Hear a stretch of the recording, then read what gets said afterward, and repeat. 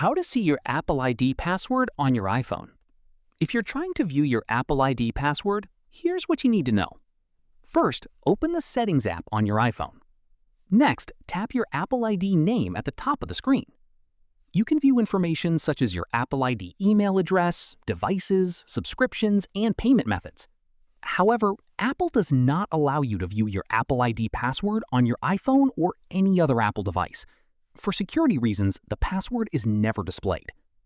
If you've forgotten your Apple ID password, go back to the Settings app and tap your Apple ID at the top.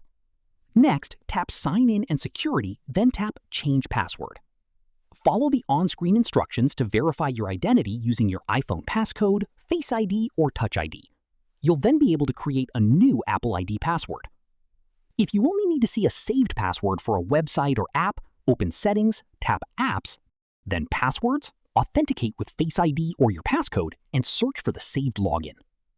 So while you can't view your Apple ID password on your iPhone, you can easily reset it if you've forgotten it.